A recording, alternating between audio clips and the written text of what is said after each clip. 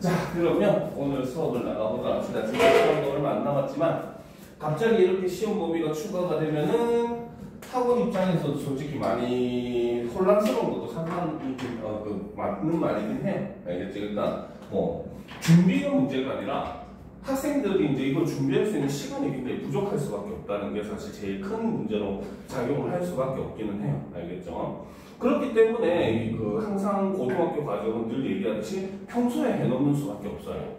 알겠습니까? 그래서 모의고사 실력을 높여야 되는 이유 중에 하나가 바로 이렇게 갑자기 시험 범위가 추가가 되더라도 어느 정도 대처가 될 수 있는 건 결국은 실력밖에 없거든요. 알겠죠? 그래서 그런 것들 유념하면서 자꾸 내신형 공부가 아니라 좀 눈앞에 나무가 아닌 뒤에 있는 넓은 숲을 볼 수 있는 그런 좀 넓은 눈을 가진 공부를 하는 게 사실상 고등학교 과정의 핵심이라고 볼 수가 있습니다. 알겠죠? 네. 자, 그럼 일단 우리가 첫 번째 작품 홍계월적부터 한번 정리부터 하고 내용을 들어가도록 합시다. 알겠죠? 예.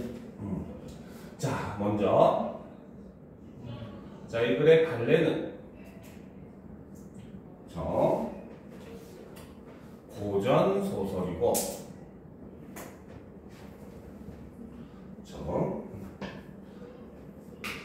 여성 영웅 소설이고 영웅 소설과 여성 소설이 같이 있는 거예요. 알겠죠? 그리고 영웅 소설이면 어쩔 수 없이 따라오는 거죠. 분담 소설. 전쟁을 배경으로 하고 있다. 라는 겁니다. 알겠죠? 자, 시점은 고전 소설 99.9%가 취하고 있죠. 바로 전지적 작가 시점입니다. 그렇죠? 자, 배경은 그렇죠? 자, 시간은 중국 명나라 때입니다. 알겠죠? 공간도 역시 중국에 있는 명나라죠. 이런 모습은 우리의 일반적인 고전 소설의 특징들을 좀 따르고 있다라고 보면 돼요. 알겠죠? 우리나라 고전 소설의 특징 중에 하나가 뭐냐면 실제로 우리가 여러분들이 교과 과정에서 배우는 작품들이 좀 특이한 거긴 합니다. 알겠습니까? 우리가 뭐 박시전이라든지 혹은 뭐 임경업전이라든지 그지? 그죠? 그 다음에 그 외에도 뭐 최척전이라든지 이런 것들이 우리나라를 배경으로 하는 작품들을 많이 위주로 배우는데 실제로 대부분의 고전 소설들은 전부 다 배경이 중국인 경우가 많아요. 왜? 우리나라는 너무 좁다 보니까 영웅들이 그렇게 활약하기에 그 좋은 무대가 아니다라는 그런 인식이 좀 막혀 있습니다. 알겠습니까? 그래서 중국 명나라를 배경으로 하는 거는 이런 건 일반적인 고전 소설의 특징이라고 보는 게 맞아요. 알겠죠? 자, 그 다음 작품의 주제는 그렇죠? 바로 여성 영웅의 순환 극복 그리고 남성을 뛰어넘는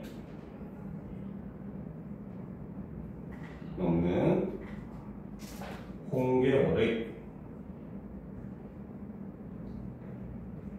영웅적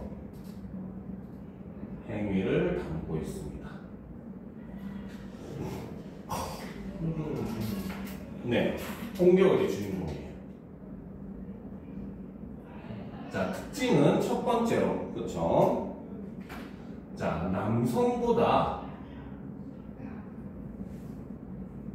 우월한 여성인 홍계월이 영웅으로 등장을 합니다. 자, 그리고 두 번째는 남장 모티브가 사용이 됩니다. 알겠습니까?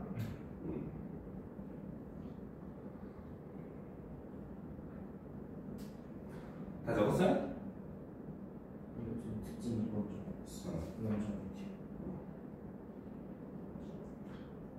됐습니다.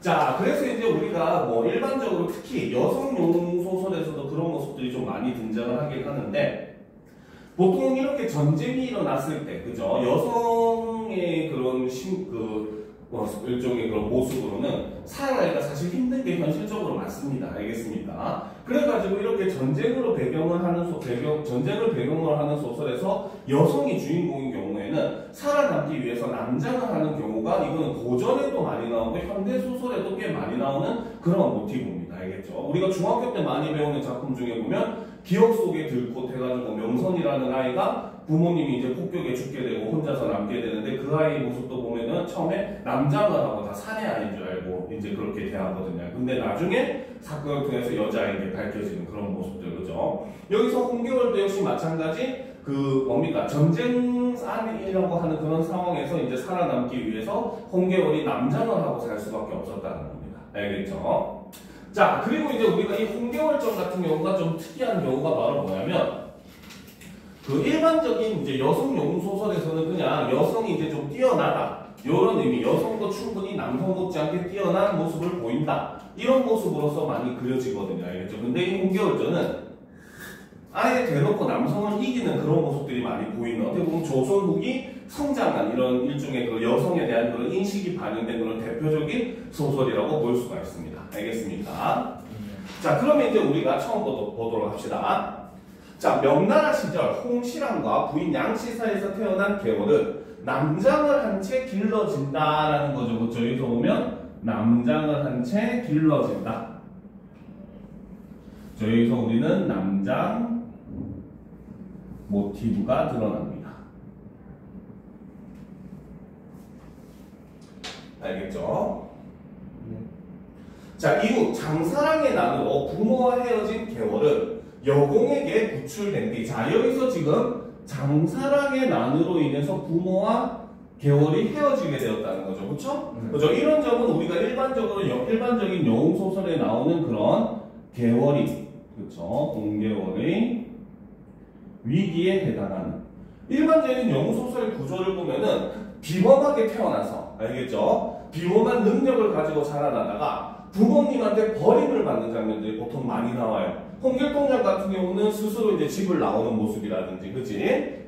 그죠? 혹은 뭐 여러 가지 동화나 이런 거 보면 부모님이 이제 어쩔 수 없이 버리게 되는 그런 사람도 있잖아. 그치? 그래서 이렇게 부모님이 버려진다는 이런 위기를 겪게 됩니다. 알겠죠? 그리고 여공이라고 하는 인물이 홍계월을 구출해주죠. 그죠? 일종의 여공이 홍계월의 조력자 역할을 하는 인물이다 라고 볼 수 있다는 거죠.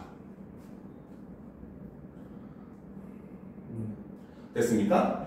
자, 그래서 구출된 뒤 이름을 평국이라고 치고, 자, 이 홍계월전이 학생들이 어려워하는 이유가 이것도 이 부분도 있어요. 알겠습니까? 실제로 이제 홍계월이라고 하는 한 인물인데 남장을 할 때는 이제 그 평국이라는 이름을 쓰거든요. 그러니까 평국이라고도 했다가 계월이라고 했다가 그 다음에 뭐 중군장이라고도 했다가 막 이름이 바뀌고 원수라고도 했다가 이름이 막 바뀌어요. 알겠죠? 가뜩이나 일반적으로 이제 그 소설에서도 고전 소설의 학생들이 어려워하는 것 중에 하나가 그냥 이름의 변화가 없는 인물도 여러 가지 이름, 뭐 직이라든지 이런 걸로도 불리니까 학생들이 인물을 파악하기 힘들어하는데 홍계월전은 더더군다나 이제 이 사람이 여성일 때 이름이 계월이고 남성일 때 이름이 평국이다 보니까 이것이 자꾸 섞여가지고 자꾸 사용되는 모습을 보입니다. 알겠죠? 그러니까 일단 머릿속에 우리는 딱 박아둬야 돼요. 평국 이꼴 계월. 그리고 이 사람이 뭡니까? 군대를 전부 다 총괄하는 뭐 중군장이자 일종의 원수다. 이렇게 생각을 하면 돼요. 알겠죠? 그래서 이름을 평국이라고 치고 저 여공의 아들 보국과 함께 수학하여 과거에 장원급제를 한다. 이후 오랑캐가 침략하자 평국 즉 계월은 원수, 보국은 중군장이 되어 이를 평정한다. 그래서 오히려 여성이 뭡니까? 남성보다 훨씬 높은 지위를 가지게 된 거죠. 그렇죠? 자, 이후 평국이 여자임이 밝혀지지만 천자는 그녀를 벌하지 않고 보국과의 결혼을 중매한다라는 겁니다. 알겠습니까? 자, 근데 요 부분도 사실 원래 이제 다른 모의고사에서는 시험에 굉장히 잘 나오는 부분이긴 합니다. 알겠습니까? 실제로 이제 평국이 자기 스스로, 실제 평국은 이제 그 아프다고 하니까 임금이 직접 자신의 어이를 보내가서 진맥을 하게 하거든요. 알겠죠? 근데 진맥을 하면 자기가 여성인데 밝혀질 거 아니야. 그렇지? 그렇지. 그렇기 때문에 평국이 스스로 임금한테 이제 편지를 보내가지고 자신이 여성임을 밝힙니다. 알겠습니까? 네. 그래서 그러니까 오히려 여기서 이제 임금 천자라고 하는 인물은 그쵸? 바로 성별보다 그쵸? 능력을 중심으로 사람을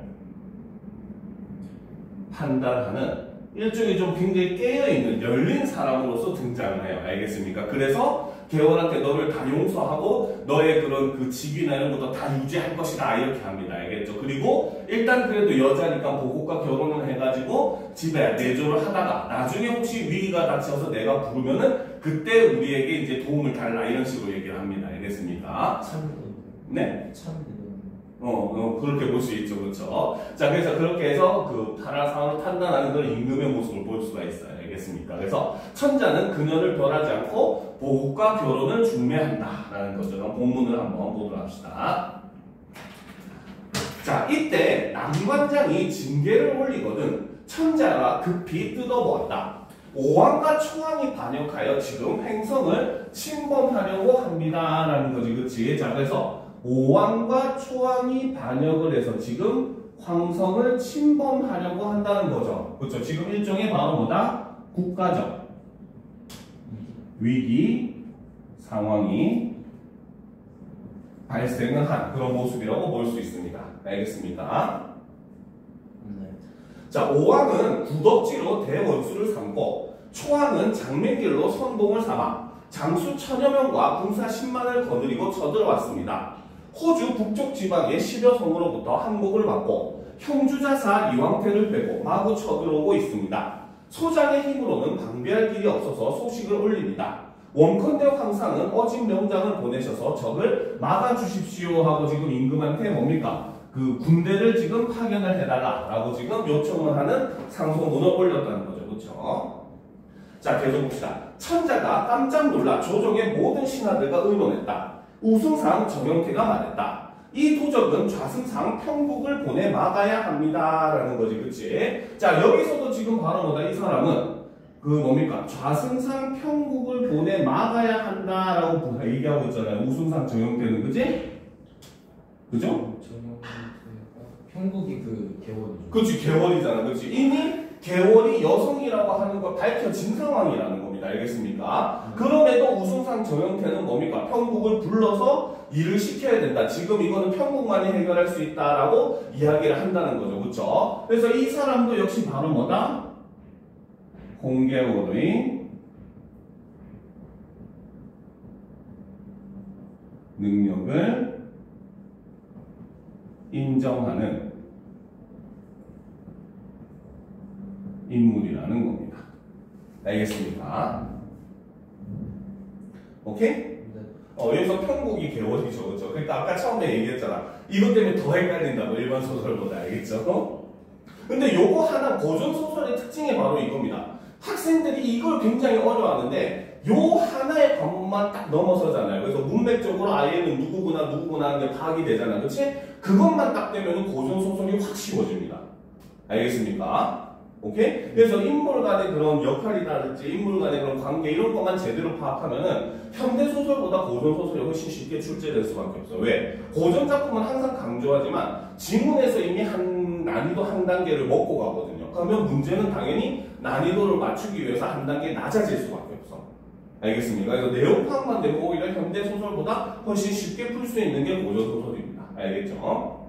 자, 계속 보도록 합시다. 그래서 급히 평국을 부르십시오. 천자가 듣고 지그시 생각하다가 말했다. 평국이 전일에는 세상에 나왔기에 불렀지만 지금은 규중에 머물러 있는 여자인지라 차마 불러낼 수 없도다. 어찌 전쟁터로 보내리오? 라는 거지. 그치? 자, 여기서 지금 뭡니까? 천자는 고민을 하고 있죠. 왜? 예전에는 남성으로 알고 있었으니까 쉽게 불렀는데 이제 여성이라는 걸 알고 나니까 쉽게 부를 수가 없더라는 겁니다. 알겠습니까? 그렇죠? 자, 그래서 그렇지? 바로 개월의 능력을 인정함에도 그렇죠? 규중에 있다는 이유로, 즉 여성이라는 이유죠, 그렇죠? 그렇지? 전쟁터로 보내는 것을 망설이고 있다라고 볼 수 있고, 이걸 통해서 바로 뭐다? 당시 여성의 사회 진출이 어려웠음을 볼 수가 있다는 겁니다. 알겠습니까?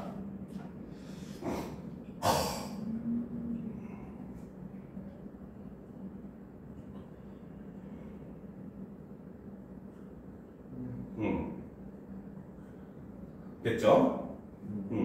자, 신하들이 말했다. 편국이 지금 규중에 있으나, 즉 여자로서 있기는 하지만, 그쵸? 자, 그 이름이 조야에 있고 또한 장록을 거두지 않았으니, 즉 바로 뭐다? 여전히 관직과 그 직위를 천자가 아까 처음에도 얘기했지만 뺏지 않았다고 얘기했잖아요, 그렇죠? 그렇지? 그래서 그걸 그대로 가지고 있으니 어찌 규중에 있다 하여 거리끼겠습니까? 그래서 편국은 당연히 임금이 요청하면 달려올 것이다 라고 신하들이 얘기를 하더라는 거죠. 알겠죠? 자, 천자가 마지못해 급히 편국을 불렀다. 결국은 이제 편국, 개월을 부르기로 결정을 한 거죠. 자, 이때 편국이, 그렇지? 자, 편국이 규중에서 홀로 지내면서 날마다 신하들과 함께 장기와 바둑으로 세월을 보내고 있었다.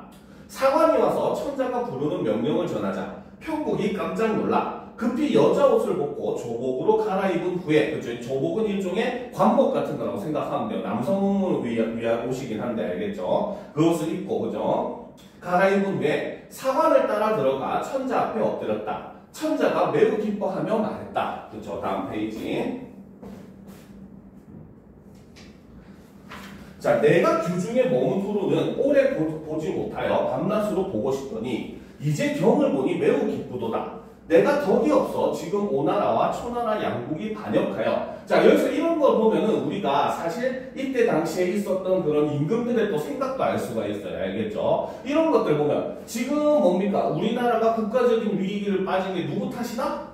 그치? 내가 덕이 없다라고 얘기를 한단 말이야. 알겠지? 일종의 이것이 바로 뭐냐면 천인가문설이라고 이제 예전에 유교를 지지하던 학자들이 얘기를 한 겁니다. 알겠죠? 즉 군주가 덕을 잃고 올바르게 정치를 하지 못하면은 그 기운이 세상을 떠돌다가 하늘로 전해져서 하늘에서 인간 세상에 벌을 준다. 이런 천인가문론 같은 그런 인식들이 실제로 이거는 모의고사 지문에 예전에 몇 번 나왔던 그런 이론입니다. 그 일종의 중세 이론이라고 보면 돼요. 알겠죠? 그래서 이걸 통해서 오히려 군주들의 심신수양을 좀 강조했던. 그래서 우리나라가 이제 유교나 이런 것들을 받들게 되면서 그래도 군주들이 몇몇 특정한 왕을 빼고는 포악한 군주가 거의 없었잖아요. 그렇죠? 그럴 수 있었던 이유가 바로 이런 것들을 철저하게 믿었기 때문이다라는 그런 내용도 많이 나옵니다. 알겠습니까? 네.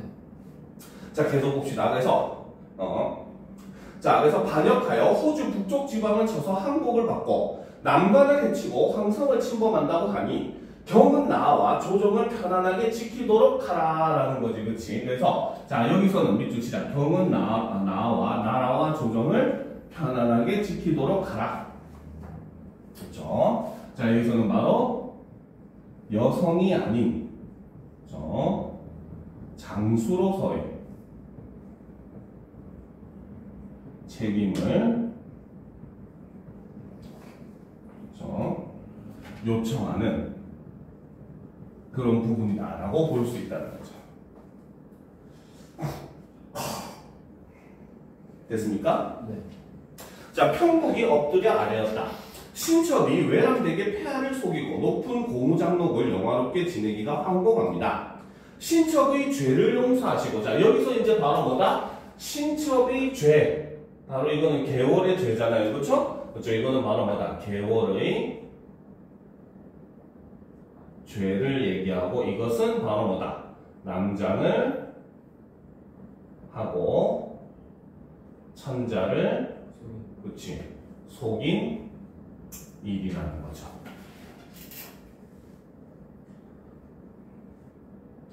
그러니까 자신이 여성이니까 이제 신첩이라고 이렇게 부르는 겁니다. 스스로를 나타낼 때. 알겠죠? 자, 그래서 신첩의 죄를 용서하시고 이처럼 사랑하시니 그렇지? 그래서 중대한 일을 맡기니 신첩이 어리석으나 힘을 다해 성은을 만분의 1이나 갖고자 합니다. 폐하는 근심치 마소서. 천자가 매우 기뻐하며 즉시 천병만마를 뽑아 모으도록 했다. 삼남원에 진을 치고 원수가 친히 붓을 잡아 보국에게 전령하기를 적병이 급하니 중군은 자 여기서 이제 이 중군 그렇죠? 이 중군이 바로 이 보국입니다. 네 남편 알겠습니까? 그렇죠? 고전이 이게 힘듭니다, 그렇지? 그러니까 보국이 그 개월 남편이죠. 그렇죠, 개월 남편입니다. 알겠습니까? 자, 근데 솔직히 이번에 이제 선생님이 고1 모의고사를 분석하면서 문제들을 좀 봤거든요. 근데 솔직히 홍계월전 이 작품이 좀 굉장히 모의고사도 많이 나오고 교과서에도 실려가는 유명한 작품이긴 합니다. 알겠죠? 근데 고1 때 배우는 작품은 아니에요. 솔직히 말하면. 왜 나오는 거예요? 알겠죠? 고2. 근데 지금 현재 교육과정 자체가 2022년 개정 교육과정이 문학이 어려워졌다 하는 이유가 예전 고2 교과서에 있던 문학 작품들이 대거 고1 교과서로 내려왔습니다. 알겠습니까? 자, 그래가지고 이 홍계월전 솔직히 이제 여러분 문제를 푼 거를 좀 선생님이 조금 분석을 해봤는데 솔직히 전문의 내용을 알면 쉽게 풀 수 있었던 문제였어. 근데 전문의 내용을 모르니까 오히려 학생들이 많이 틀린 오답률이 높게 나왔던 그런 문제들이 있었어요. 알겠습니까? 저 이거 한 개인가 맞추고 다 틀렸어요. 그치. 별거 아닌 문제인데 전문의 내용만 알고 있으면 정말 쉬운 문제였는데 학생들이 되게 오답률이 높게 나오더라고요. 알겠죠? 그 중에 하나가 방금 얘기했듯이 이렇게 인물들이 자꾸 이름이 바뀌어서 나오니까 파악하기 힘든 점도 있습니다. 알겠습니까? 그죠? 자, 계속 보도록 합시다. 그래서 중군은 급히 대령하여 군령을 어기지 말라 했거늘 보국이 전령을 보고 분함을 이기지 못하여 자, 이게 중요합니다. 보국이 전령을 보고 분함을 이기지 못하여 그러니까 전령은 임금으로부터 내려온 명령. 그러니까 그 뭐랄까 여기서는 지금 그 개월이 내린 명령이죠. 포기건국이. 얘가 왜 빡쳐요? 이제 설명해줄게. 알겠습니까? 빡치는 이유는 되게 단순해요. 알 수 있습니다. 충분히 유추가 가능해요. 내 와이프 전쟁터 간다니까 빡치는 거예요? 아니죠. 내 와이프가 내 상관인데. 알겠습니까? 그러니까 중군이 지금 이제 부사단장 정도 생각하면 돼요. 부단장 정도. 알겠지? 부대장 정도 생각하면 되고 지금 평국인 개월이 평국으로서 이제 그 전체를 다스리는 원수로 지금 그 뭡니까 임명을 받았거든요. 그러니까 일종의 중군 부원수가 된 겁니다. 솔직한 말로 얘기를 하면. 알겠죠? 그러니까 자기의 지금 마누라가 뭡니까 자기보다 높은 위치에 있으니까 지금 화가 날 수밖에 없다는 겁니다. 알겠습니까? 자, 그래서 여기서 이제 드러나는 보국, 그렇죠? 즉 중군, 네, 그렇죠? 그 직위를 가진 이 사람은 바로 뭐다? 봉건적 그리고 가부장적 사고방식을 지닌 그런 인물입니다. 알겠습니까? 그래서 바로 여성이자 자신의 아내인 개월 바로 평국이죠. 그렇죠? 개월이 자신보다 높은 지위로 자신에게 명령을 해서 이렇게 빡친 거라는 거죠. 알겠습니까? 사실 보국도 이 결혼을 싫어했습니다. 알겠습니까? 이 결혼에 유일하게 반대한 사람이 보국이었습니다. 알겠죠? 개월은 어떻게 있어요? 개월은 그냥 임금이 명령하니까 어쩔 수 없이 할 수밖에 없었어요. 지금 그때 당시에는 목이 달아날지 말지 그런 상황이었으니까. 임금을 속였었잖아요. 그렇죠? 그렇기 때문에 이제 임금이 보국과 중매해서 결혼을 하게 만들고 임금의 명령이니까 보국의 부모도 그냥 따를 수밖에 없었거든요. 알겠죠? 근데 보국만이 되게 싫어했어요. 그래서 보국이 이제 결혼을 하고도 개월에게 눈길도 안 주고 자기가 이제 첩을 들어가지고 그 첩하고만 놉니다. 알겠습니까? 그런데 이제 그 집안 안에서 그 첩이 굉장히 이제 지금 정말 남편이 자기만 좋아하니까 오만방자해지거든요. 그래가지고 개월을 무시했다가 그 자리에서 목이 달아납니다. 알겠습니까? 그 자리에서 목을 잘라가지고 죽여버려 잠수를 해버립니다. 알겠습니까? 그래가지고 또 보국은 그거에 또 그 삐져가지고 이제 부모님한테 막 일렀는데 개월이 이제 원래 훨씬 더 능력이 뛰어나고 한 사람인데 네가 잘못하지 않냐고 혼나거든요. 알겠죠? 맨날 나왔겠네요. 그래가지고 지금 가뜩이나 기분이 상해 있는데 임금이 국가적 위기 상황에 이제 가장 최고 원수 자리에 자기 아내를 앉히고 그 부 아래의 위치에 자기를 이제 넣어가지고 아내가 지금 자기한테 이렇게 명령을 한 거거든요. 이제 적병이 급한 이내 명령이 알겠지? 그러니까 아내가 자기한테 이렇게 명령을 하니까 불만이 쌓였던 거죠. 가부장적인 그런 사고방식을 가지고 있던 인물입니다. 알겠죠? 네. 자, 계속 봅시다. 그래서 부모께 여쭈었다. 개월이 또 소자를 중군으로 부리려 하니 이런 일이 어디 있겠습니까? 라는 거죠. 그래서 이런 부분에서 바로 남성 후원인식을 볼 수가 있다는 겁니다. 알겠죠? 됐습니까? 네. 여공이 말했다. 이 여공은 바로 보국의 아버지입니다. 네? 잠깐만, 여공이 거뒀다 했잖아요. 그렇죠. 그 사람이 이제 보국의 아버지였어요. 아, 그러니까 여공에게는 보국이라는 자식이 있었는데 어느 날 이제 뭡니까 개월을 길에서 이제 죽게 되고 그래서 이제 그가 남자라 생각하고 평국이라는 이름을 붙인 다음에 같이 키웠어요 둘을.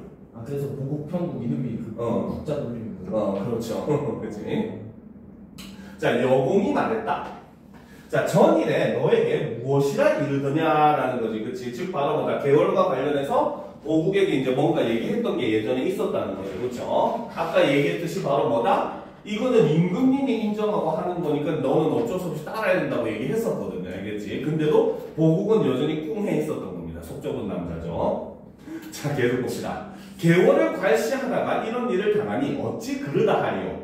국사가 매우 중하니 어떻게 해볼 수가 없다. 즉 여공이라고 하는 사람은 누구 편이다? 여공을 하는 사람 이제 평국 편입니다. 그치. 바로 이 보국의 아버지는 바로 뭐다? 계월. 그렇죠. 즉 평국의 능력을 인정하고 그렇죠. 임금의 명령에 순응하는 그러한 인물입니다. 알겠죠? 그래서 계월의 편이에요. 알겠습니까? 됐어.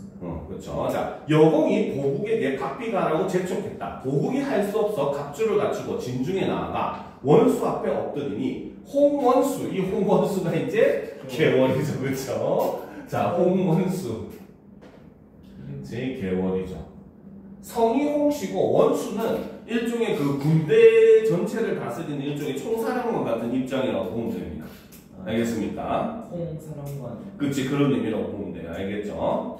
자, 홍원수가 분부했다. 만일 명령을 거역하는 자가 있으면 군법을 시행할 것이다 라는 거지, 그치? 자, 여기서 우리는 계월의 이제 또 다른 성격을 볼 수가 있겠죠, 그쵸? 여기서 계월이라고 하는 인물은 그죠?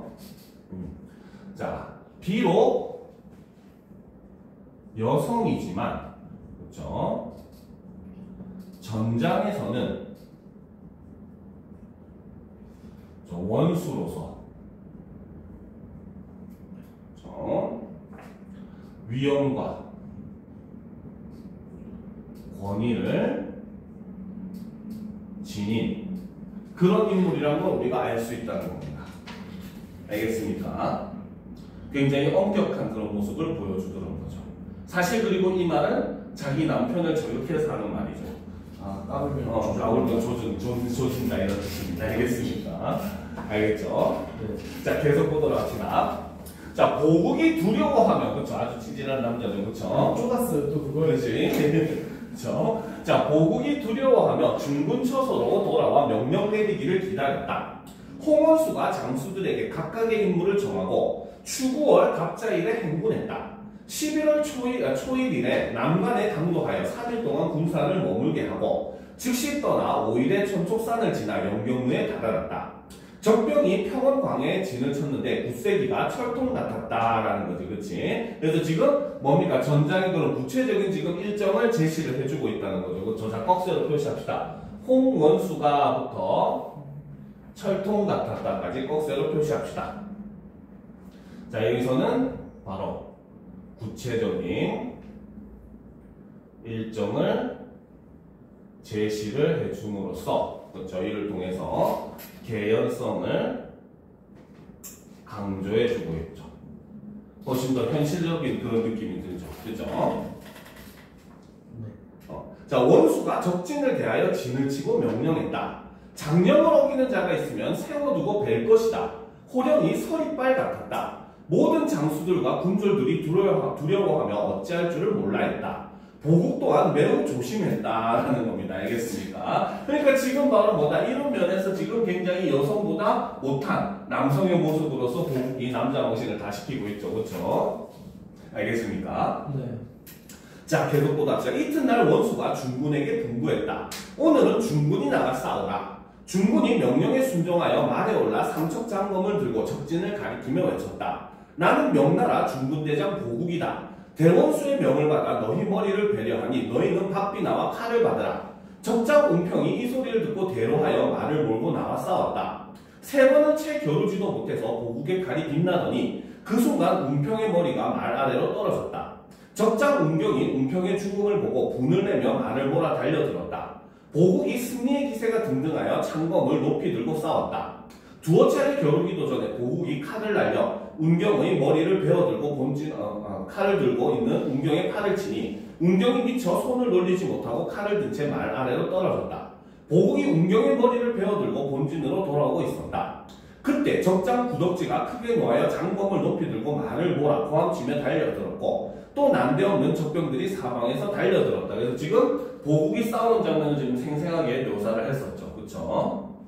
자, 그래서 이제 위기에 처합니다. 보국이 매우 다급하여 피하고자 했으나 한순간에 적들이 함성을 지르며 보국을 천여겹 에워쌌다. 자, 그래서 여기서 지금 바로 뭐다? 보국의 위기가 닥친 거죠. 그쵸? 잘 싸웠는데.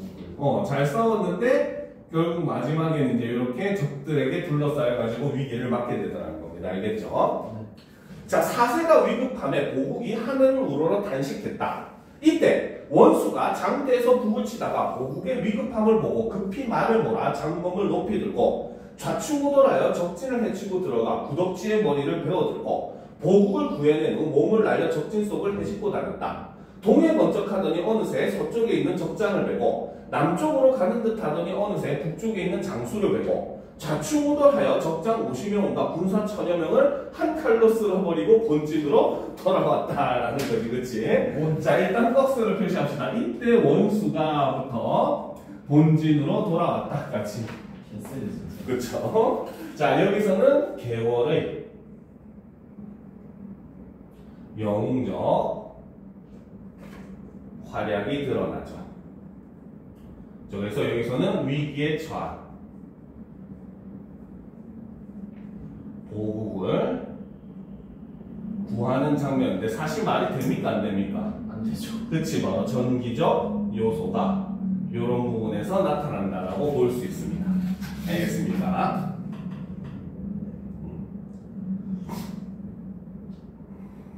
됐죠? 자, 보국이 원수고기를 부끄러워하니, 그쵸? 지금 개월을 무시했는데 개월한테 지금 구해진 건 당했잖아, 그치? 그쵸? 그러니까 원수가 보국을 꾸지르며 조롱했다.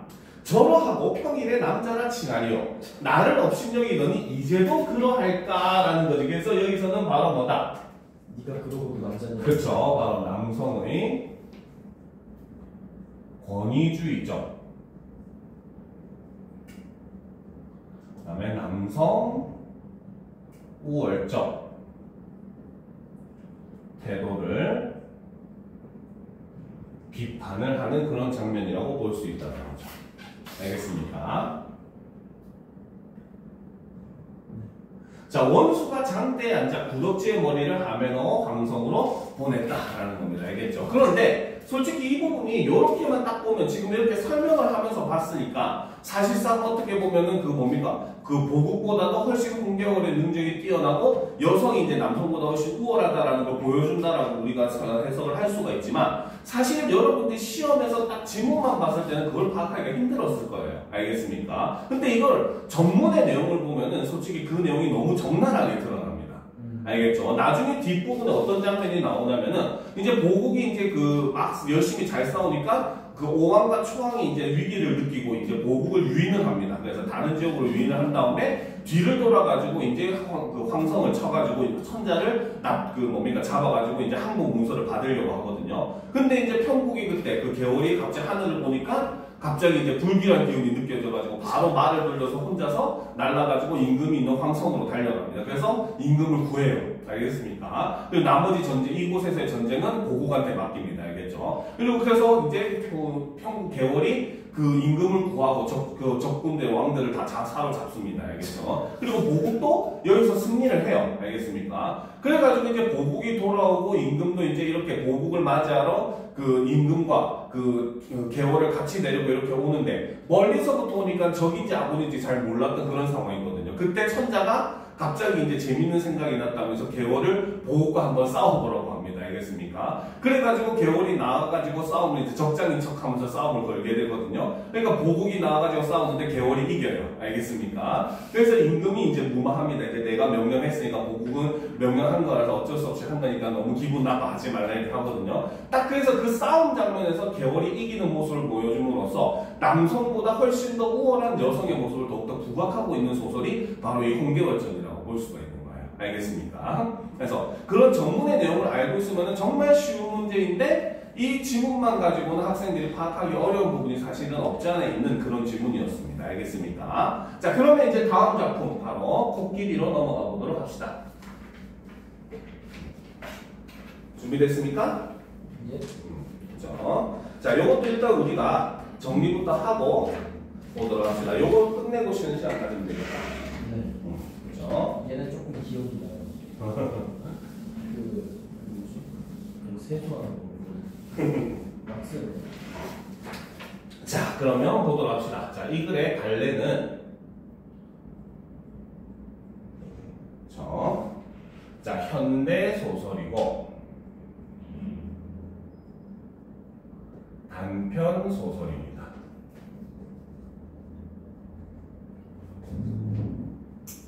성격은 자, 사실적이고 다음 비판적이고 다음 사회 고발적이고 그다음에 상징적인 그러한 모습을 보여줍니다. 알겠죠? 자, 배경은 우리 현대사회의 모습이긴 하죠. 바로 외국인 노동자들, 그치? 바로 돼지 축사를 개조한 외국인 노동자들의 공동 거주지를 배경으로 하고 있습니다. 주제는 이주 노동자들이 겪는 열악한 삶의 현실과 그들에 대한 사회적 편견 및 차별, 그리고 다문화 사회에서의 상호 이해와 공존의 필요성에 대한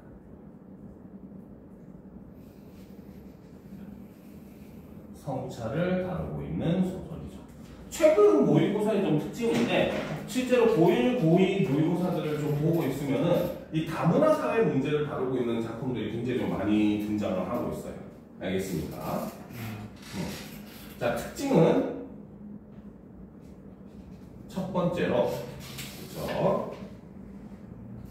자, 어린아이 서술자의 순수한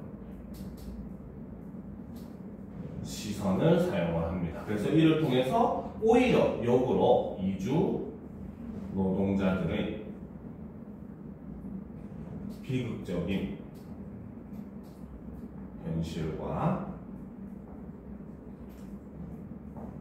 그들에 대한 차별을 효과적으로 고발을 하죠. 어린아이는 이해관계가 얽혀있지 않기 때문에, 그리고 어른들이 그런 행동이 되는 걸 이해하지 못하기 때문에 오히려 역으로 객관적으로 전달을 해주는 효과가 있어요. 알겠죠? 대표적으로 우리가 사랑손님과 어머니를 보더라도 이 작품은 어떻게 보면은 남편을 잃은 과부인 여자와, 알겠죠? 남편의 친구였던 남자와의 그런 사랑 얘기, 어떻게 보면 불륜 로맨스 같은 그런 데가 장르죠. 그렇죠? 근데 이 작품이 굉장히 순수한 그런 사랑, 그 어른들의 사랑의 모습을 그릴 수 있었다고 평가하는 이유가 서술자를 어린아이로 설정을 했다는 거죠. 알겠어요? 그래서 오히려 상황을 객관적으로, 어른들의 행동을 이해 못하니까 객관적으로 전달을 해줌으로써 오히려 이제 그런 그 독자들이 그들의 모습을 판단을 하게 되고, 그러니까 독자들은 오히려 그들의 모습에서 순수한 사랑의 모습을 볼 수 있다는 겁니다. 알겠죠? 자, 그 다음에 이제 여기서는 바로 코끼리라는 상징적 표현을 사용을 합니다. 알겠습니까? 자, 그래서 이를 통해서 주제의식을 형상화하고 있죠. 자, 그리고 세 번째. 자, 사실적 묘사. 그리고 비유적 표현. 이런 걸 사용합니다. 그래서 이를 통해서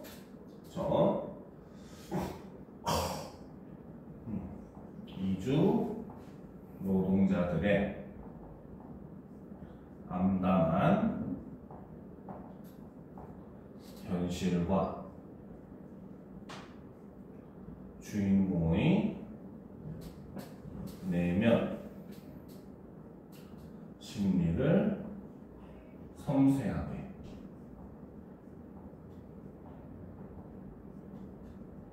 드러내고 있죠.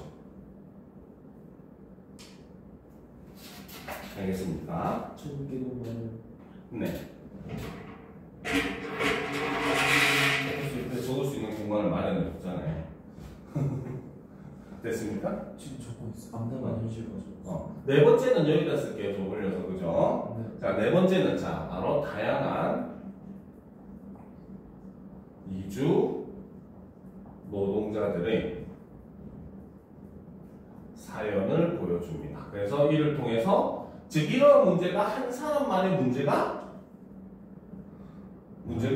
그치, 바로 이를 통해서 바로 문제의 보편성을 강조하고, 그렇죠? 그 다음에 자녀들에게까지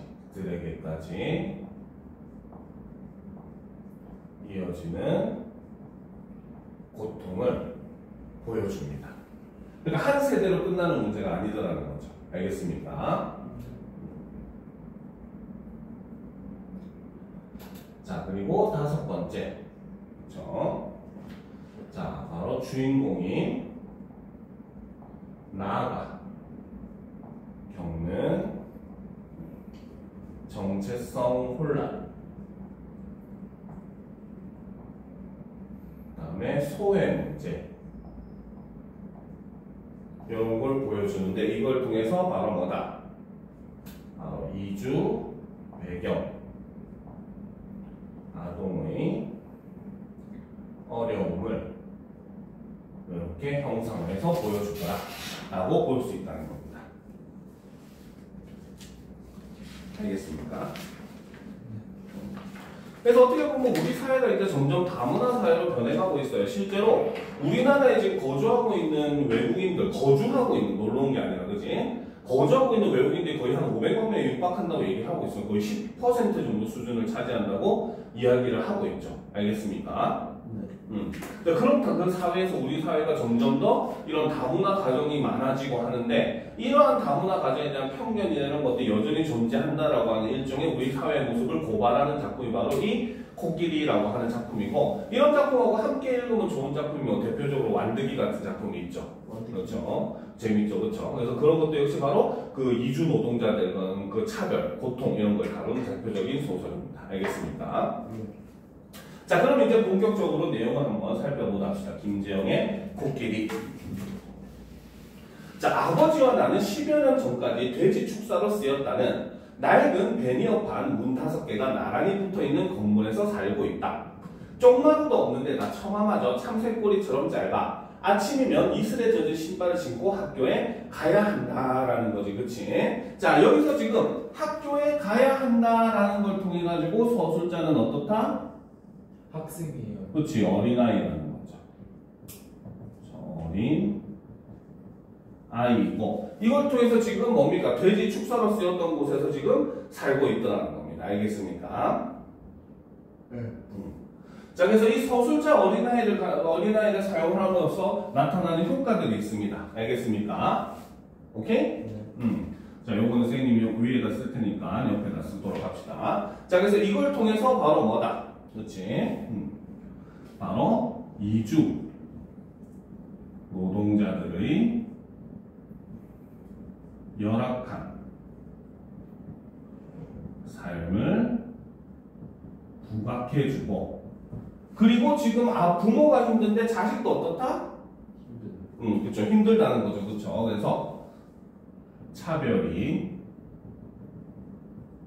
되물림되는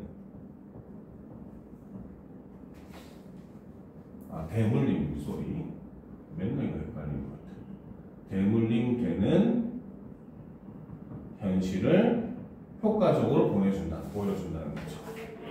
그러니까 이주 노동자의 자식이 주인공인 겁니다. 알겠습니까? 그러니까 그 자식이 고통을 받는 이유는 부모가 이주 노동자이기 때문인 거고, 그 많은 이 부모의 그런 고통스러운 현실이 자식에게까지 물림이 되고 있는 그런 모습이라는 거죠. 알겠습니까? 자, 그래서 학교에 가야 한다. 며칠 전 주인 아주머니는 물원 갱지에 빈 방 있음이라고 써 사무실 문짝에 붙여놓았다. 그 방 앞을 지나던 나는 열린 문틈으로 안을 들여다보았다. 벽에는 얼룩과 곰팡이와 낙서가 가득했고 들뜬 황갈색 비닐장판 위로는 뽀얀 먼지가 살얼음처럼 깔려 있었다. 비스듬하게 세워진 낡은 캐비닛 뒤쪽 벽에는 쥐가 들락거릴 정도의 작고 새까만 구멍이 뚫려 있었는데, 이건 이제 이 방에 살던 그 아저씨, 비제 아저씨라는 사람들, 그 사람이 사실은 이곳에 돈을 숨겨놨었거든요. 그래서 뚫려 있는데 구멍 주위로 자잘한 시멘트 가루와 흙덩이가 흩어져 있어 마치 상처 부위에 엉거붙은 피딱지처럼 보였다. 총알에 맞아 쿨럭쿨럭 피를 쏟아내는 심장을 본 것 같은 섬뜩함이 가슴을 오그라들었다라는 거죠. 알겠죠? 자, 올려놓고 보도록 합시다. 자, 그 방에 살던 파키스탄 청년 알리는 도둑질을 하고 마을을 떠났다. 강풍이 불던 날 밤의 어둠과 소란을 틈타 한 방을 쓰던 비제 아저씨의 돈을 훔쳐 달아난 것이다. 그렇죠? 이 비제 아저씨가 아까 얘기했던 그 뭡니까? 그 쥐들이 들락날락 거릴 듯한 그 구멍에다 돈을 숨겨놨는데 같이 살던 파키스탄 사람이 그 돈을 훔쳐서 도망가 버렸다는 거죠. 알겠습니까? 자, 계속 봅시다. 비제 아저씨는 송금 비용을 아끼려고 벽에 구멍을 파서 돈을 숨겨놓았다고 한다. 그래서 송금 비용까지 아껴야 될 정도로 그만큼 굉장히 힘겨운 그런 삶이었다는 거죠. 그날 밤 알리가 돈을 꺼낼 때 나던 조심스러운 부스거림을 아저씨는 왜 듣지 못했을까? 하긴 이틀 연속 철야 근무에 특근까지 했으니 그럴만도 하다라는 거죠. 자, 밑줄 칩시다. 그렇죠? 바로 이틀 동안 연속 철야 근무에 특근까지 했으니, 그렇지? 자, 이렇게까지 일을 할 수밖에 없다는 거야. 왜? 가난하니까. 그렇죠? 바로 여기서 우리는 고대 이주 노동자들의 삶의 모습을 볼 수 있다는 거죠. 알겠습니까? 그러니까 그만큼 옆에서 부스럭거리는 소리조차도 듣지 못할 정도로 이거는 거의 뭐 자는 게 아니라 지쳐 쓰러져서 자는 그런 상황이라는 거죠. 그렇죠? 그래서 했으니 그럴만도 하다. 게다가 그날따라 요실 방글라데시 아주머니의 갓난아기는 밤새 잠을 자지 않고 보챘고 저녁 내내 텔레비전 앞에서 시끄럽게 떠들던 1호실 미얀마 아저씨들은 나중엔 취한 목소리로 노래를 불러대기까지 했다. 밤에 일하는 5호실의 러시아 아가씨 마리나는 아예 집에 들어오지도 않았다. 사무실에서 사는 아버지와 나만이 일찌감치 불을 끄고 어둠 속에 누워 있었다.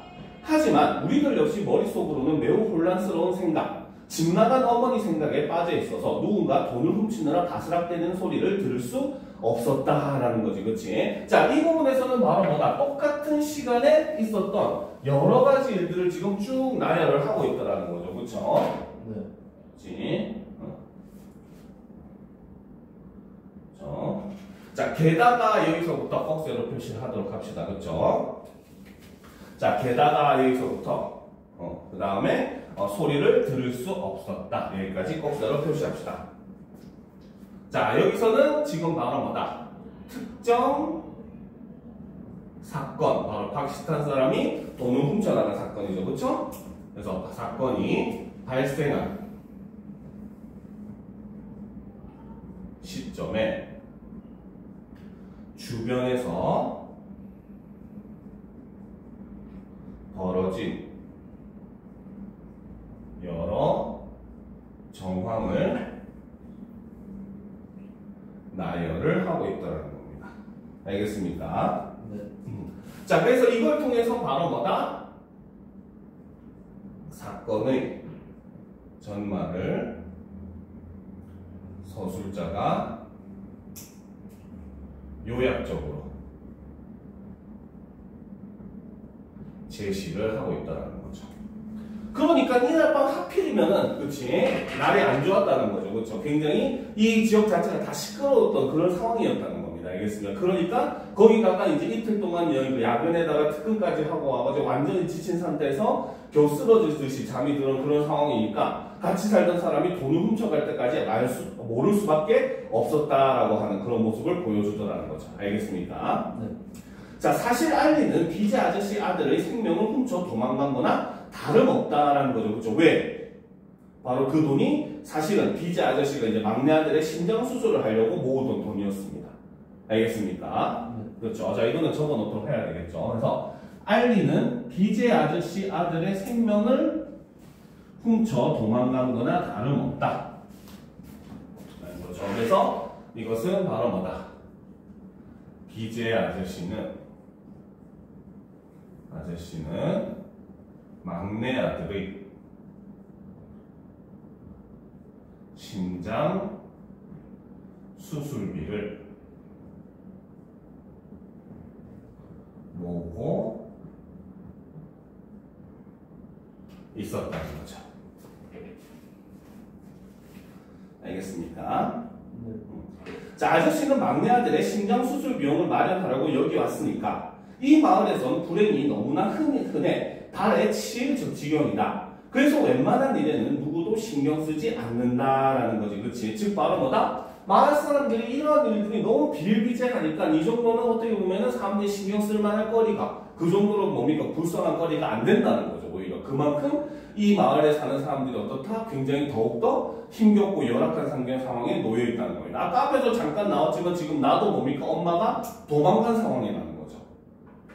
그렇지? 그런 상황인 겁니다. 그래서 이혼을 한 것도 아니고 도망을 간 상황인 겁니다. 자식들 다 버리고. 개판이네요. 그렇죠?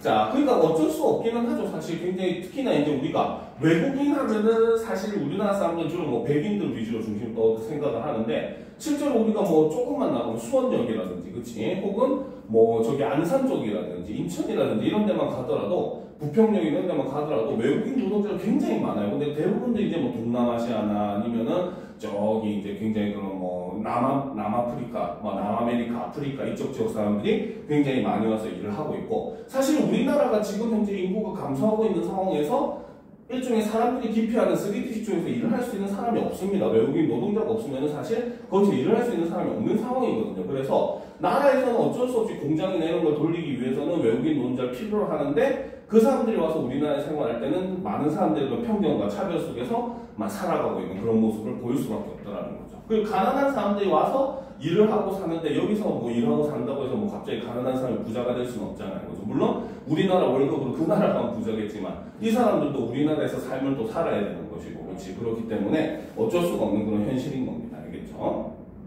자, 하지만 비제 아저씨가 그날 새벽에 내지른 절망과 분노에 찬 비명소리는 한동안 잊히지 않을 것 같다라는 거죠. 알겠습니까? 그래서 지금 바로 뭐다? 피해자가 이제 보인 행동에 그 서술자가 심리적 반응을 지금 보여주고 있죠. 자기에게는 굉장히 뭡니까? 그런 안타까운, 굉장히 인상 깊었던 그런 모습이었다는 겁니다. 알겠습니까?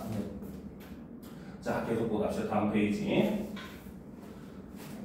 자, 안녕. 창문에 매달린 코끼리는 여전히 말이 없다. 무심한 눈길로 먼 곳을 쳐다볼 뿐 7개의 코를 가진 퍼치우라의 은사로 화려하게 수놓은 그 코끼리는 원래 인도 신들의 왕 인드라를 태우는 구름이었다고 한다라는 거지, 그렇지? 자, 이거는 바로 뭐다? 자, 7개부터 구름이었다고 한다까지. 자, 이거는 바로 나가 아버지에게 들었던 이야기입니다. 그래서 아버지가 나에게 들려준 이야기죠.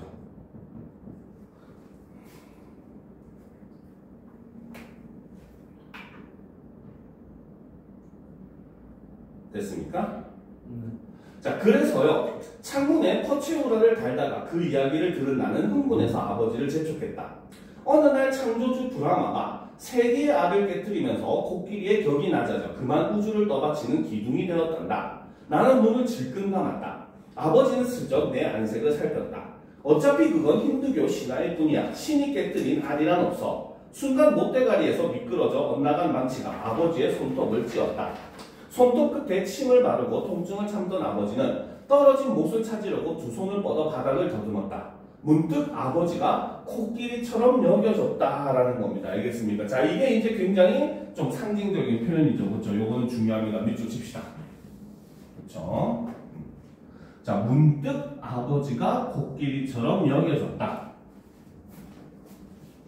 그렇죠? 됐습니까? 자, 여기서 아까 앞에서 코끼리는 어떤 존재였다고 했어요, 여기서는. 바로 원래는 뭡니까? 굉장히 높은 존재였는데, 그 신들이 코끼리 알을 꿰면서, 그쵸? 그건 뭡니까? 격이 낮아져가지고 지구를 떠받치는 그런 존재로 내려왔잖아. 그치? 그러니까 지금 여기서 이 코끼리가 이걸 아버지로 이제 여겨지는 겁니다. 알겠습니까? 그래서 여기서 보면은 봅시다. 바로 신들의 왕을, 그쵸? 태우는 구름이었던 코끼리가 격이 낮아져 우주를 떠받치는 기둥이 된 것처럼, 그죠? 높은 히말라야에서 태어난 아버지가 후미진 공장지대에 살고 있어서라는 거죠. 알겠습니까? 오케이? 네. 그리고 이것은 바로 무엇을 상징한다? 바로 네팔에서 꿈이 있는 청년이었던 아버지가, 그렇죠? 한국에서는 다층민의 삶을 살며 한국 사회를 떠받치게 되었음을 상징한다는 거죠. 이해가 됩니까? 이런 거는 안 배우면 사실 모르는 부분이죠. 그지? 대입하는 거예요, 아버지. 그러니까 아버지의 삶을 지금 동일시하는 겁니다. 알겠습니까? 이런 것들은 뭐 중학교 때 배우는 소설 보면 노새 두 마리 보면 아버지를 노새처럼 보는 그런 장면하고 유사한 모습이라고 볼 수 있겠죠. 자, 구름보다 높은 히말라야에서 태어나 이곳 후미진 공장지대에서 살아가고 있으니에서 표면적으로는 이제 높은 히말라야에서 살다가 이 낮은 이제 후미진 공장지대에서 살고 있어서 그렇다라고 보지만 사실 우리 사회적인 모습으로 봤을 때 바로 뭡니까? 네팔에서는 그래도 귀한 자식으로 태어나서 꿈을 가지고 살았던 그 인물들이 다 이제 뭡니까? 아리끼에지시 격이 낮아져가지고 우리 한국 사회로 들어와서는 우리 한국 사회를 떠받치는 그런 존재로 전락을 해버렸다는 그런 모습을 상징한다는 이주인 노동자들의 현실을 상징하는 소재라고 볼 수 있다는 거죠. 알겠습니까? 자, 어디선가 노랫소리, 그쵸? 자, 여기서 이 노랫소리는 그치? 자, 바로 뭡니까? 바로 부재하는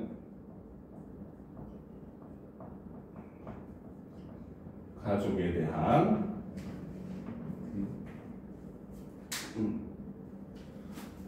나의 그리움의 정서를 유발하는 소재입니다.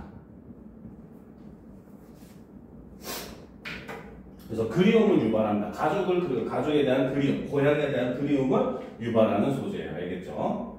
자, 어디선가 노랫소리가 들려온다. 가늘게 떨리는 그 목소리 주인은 이오시의 토야 엄마다.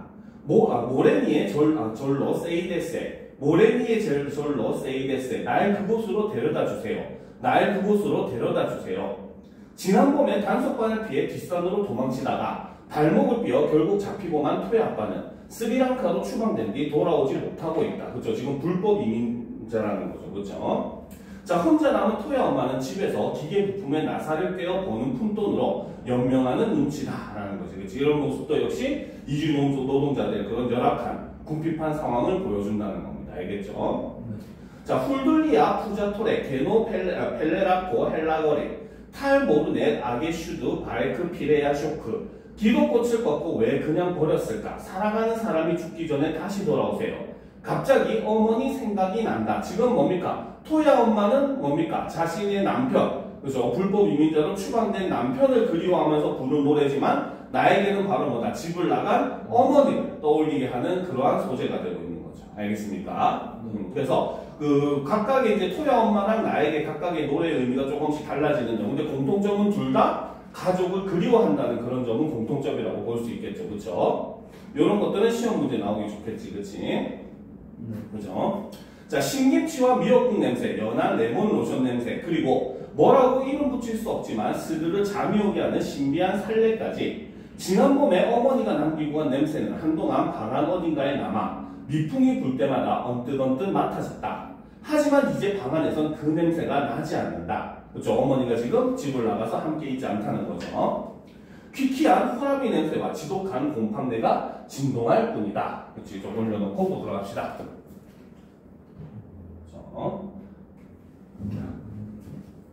계속 봅시다.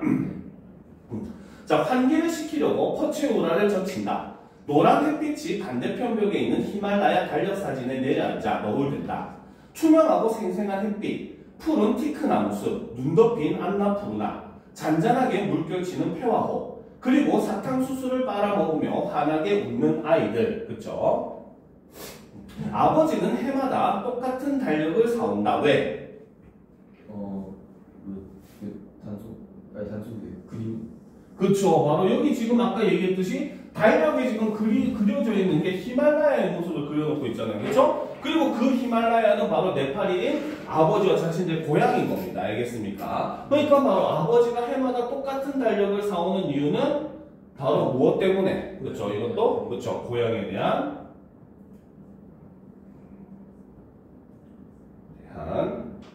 그리움을 나타내고 있다는 거죠. 알겠죠? 그럼 여기서 달력은 바로 뭐다? 아버지, 그런 고향에 대한 그리움을 나타내는 소재라고 볼 수 있겠죠. 그렇죠? 자, 아버지가 그 사진을 보면서 기쁨을 얻듯이 나도 그렇게 되기를 바라는 걸까? 그렇죠? 다음 페이지. 그렇죠? 자, 나도 그렇게 되기를 바라는 걸까? 자, 하지만 내 눈엔 오빛을 받은 히말라야가 금으로 씌운 어금니처럼 보일 뿐이다. 햇빛에 녹아내리기 직전의 노란 바닐라 아이스크림이거나라는 거지. 그치? 즉 바로 뭐다? 나에게는 이 고양이 그리움의 대상이 된다 안 된다? 왜? 가본 적이 없으니까. 그치. 여기서 태어난 사람이기 때문에. 무슨 말인지 알겠습니까? 그러니까 지금 여기서는 자 밑줄 치도록 합시다. 알겠죠? 그죠? 보자. 꺽쇠로 표시합시다. 하지만 나에겐 여기서부터. 내 눈엔 여기서부터. 그렇지. 그 다음에 아이스크림이거나까지 꺽쇠로 표시를 하도록 합시다. 그렇죠. 자 여기서는 바로 뭐다? 아버지가 그리워하는 고향이 나에게는 그렇지 않더라는 거죠. 알겠습니까? 자, 그래서 이를 통해서 바로 뭐다? 아버지의 고향에 대해 느끼는 나의 이질감, 불편감, 이거를 비유적으로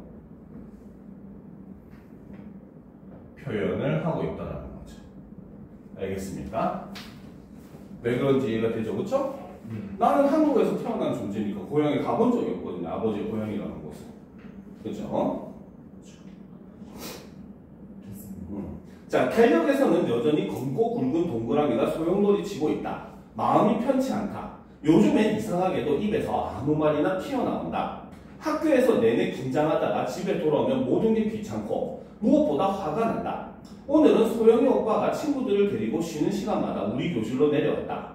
나는 화장실에 숨어 있다가 수업이 시작된 뒤에야 교실로 들어갈 수 있었다라는 거죠. 지금 뭡니까? 이 사람이 올 때마다 지금 나는 화장실에 숨어 있을 수밖에 없는 이유가 뭐 때문이겠어? 따져요? 그치, 바로 소영이 오빠가 평소에 나를 괴롭히고 있다는 걸 알 수 있다는 거죠. 알겠습니까? 그래서 소영이 오빠가 평소 나를 괴롭히고 있음을 이렇게 보여주더라는 거죠. 알겠습니까? 자, 겁이 나서가 아니었다. 1대1이라면 자신 있었다. 하지만 한꺼번에 덤벼들어 쥐잡듯 나를 짓밟는다면 앞으로 나를 볼 때마다 누구든 그 장면을 떠올릴 것이다. 그것만은 정말 견디기 힘들 것 같았다. 그래서 올려놓고 보도록 합시다. 자, 아기 손바닥만큼 작아진 빛은 퍼치오라가 흔들릴 때마다 놀란 듯 부르르 떤다. 갑자기 잠이 몰려온다. 아버지처럼 고향 가는 꿈이라도 꿀 수 있다면 좋겠다. 그렇죠? 왜? 자기는 고향을 본 적이 없기 때문에 꿈도 꿀 수가 없더라는 겁니다. 알겠습니까? 자, 밤마다 아버지는 낡은 춘바를 입고 고향 마을로 찾아가는 꿈을 꾼다. 노란 유채꽃 언덕 너머로 보이는 눈부신 설산과 낯익은 황토집, 정다운 마을 사람들이 있는 곳으로 꿈에서 아버지는 가녀린 퉁개꽃과 붉은 비적꽃이 흐드러진 고향집 마당으로 들어서서는 가족과 친지에 둘러싸여 달과 바트, 더르가리, 물소고기에 토마토 양념을 발라 구운 첼라를 실컷 먹는다고 했다. 하지만 다음날 공항에서 비행기에 오르려고 하면 누군가 아버지 앞을 가로막으며 거칠게 끌어낸다고 했다. 난 한국으로 돌아가야 돼. 거기 내 가족이 있어. 제발 보내줘. 일자리도 이웃도 내 청춘도 거기 두고 왔단 말이야. 제발. 이라는 거지. 그치? 즉 바로 뭐다? 이 아버지라고 하는 인물은 고향을 그리워는 하곤 있지만 그쵸? 지금 바로 뭐다? 아버지의 일자리나 이웃 청춘이 전부 다 어디에 있다? 기반이? 코리아. 그치? 한국에 있다고 지금 생각을 하더라는 거죠. 알겠습니까? 자, 잠꼬대 끝에 몸을 번쩍 일으키는 아버지는 매번 황급히 사방을 둘러본다. 그리고는 땀으로 흥건해진 속옷을 벗으며 어둠 속에서 긴 안도의 숨을 내쉰다. 그렇지만 나보다는 낫겠지. 난 태어난 곳은 있지만 고향이 없다라는 거죠. 그렇지? 자, 이게 굉장히 중요합니다. 그죠? 자, 하지만 나보다 낫겠지. 난 그죠? 태어난 곳은 있지만 고향이 없다. 밑줄 칩시다. 태어난 곳은 있지만 고향이 없다. 그렇죠? 이게 바로 뭐다? 바로 이주 노동자, 그렇죠? 2세가 이방인으로서 느끼는 정체성의 혼란은 이렇게 묘사를 한 거죠. 알겠습니까? 한국에서 태어났지만 한국 국적도 가질 수가 없어요. 부모가 불법 이민자다 보면. 무슨 말인지 알겠습니까? 네. 그렇죠? 그렇기 때문에 한국 사람도 아니고 그렇다고 네팔 사람도 아닙니다. 알겠죠? 그러니까 당연히 정체성의 혼란이 있을 수밖에 없죠. 그죠? 자, 한국에 네팔 대사관이 없어. 아버지는 혼인신고를 못했다. 그렇죠? 이게 바로 나가 대한민국 국민으로서 이제 등록되지 못하는 이유죠. 그렇죠? 그래서 내게 호적도 없고 국적도 없다. 학교에서조차 청강생일 뿐이다. 라는 거지. 그치? 자, 살아있지만 태어난 적이 없다고 되어 있는 아이. 이걸 통해서 나의 지금 처지를 보여준다는 거죠. 그래서 지금 제대로 된 국적도 가질 수 없고 그런 상황이다 보니까 바로 뭐다. 이주 노동자는 소외감과 정서적 고립을 느낄 수밖에 없는 그런 존재라는 겁니다. 무슨 말인지 알겠습니까? 네. 그래서 바로 나의 그런 처지 그리고 나 주변의 인물들의 처지를 묘사함으로써 우리나라 안에서 겪는 이주 노동자들의 그런 고달픈 삶의 모습을 담고 있는 소설이 바로 이 김재영의 코끼리라는 작품인 거죠. 알겠습니까? 자, 지금부터 15분 정도 쉰 다음에 이어서 이제 그 시문학으로 들어가도록 합시다. 알겠죠?